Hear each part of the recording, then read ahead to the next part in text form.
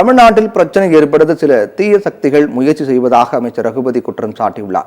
புதுக்கோட்டை மாவட்டம் திருமயம் அரசு மருத்துவமனையில் 24 மணி நேரமும் தடையில்லா மின்சாரம் வருவதற்காக 6.56 லட்சம் ரூபாய் செலவில் 11 கிலோவாட் சக்தி உடைய மின்மாற்றி அமைக்கப்பட்டுள்ளது. இதனை சட்டத்துறை அமைச்சர் ரகுபதி திறந்து வைத்தார்.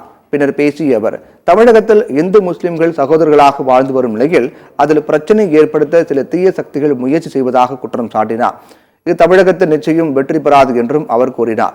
திருமருங்குன்றம் பிரச்சனையில் சுமூக முடிவு ஏற்பட்டு அனைவரும் ஒற்றுமையாக வாழ்வதற்கு தமிழக முதலமைச்சர் வழிவகை செய்வார் என்றும் அமைச்சர் ரகுபதி தெரிவித்தார். ஆளுநர் தனது கடமையை செய்ய தவறிவிட்டார், ஆனால் நாங்கள் கடமைகளை செய்ய தவறவில்லை எனவும் அவர் கூறினார். எல்லோருமே நண்பர்களாக, அண்ணன் தம்பிகளாக, சகோதரர்களாக பழகி வந்த இடத்திலே இன்றைக்கு சிலர் ஏதாவது இங்கே கலவரங்களை தூண்ட முடியுமா என்று பார்த்து கொண்டிருக்கிறார்கள்.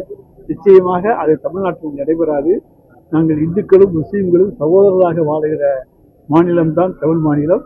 எனவே எங்களை பொறுத்த வரைக்கும் நிச்சயமாக திருப்பரங்குன்ற விவகாரத்திலே நல்ல முடிவு ஏற்படும். எல்லோரும் அமைதியாக இருப்பார்கள் என்று நம்புகிறோம்.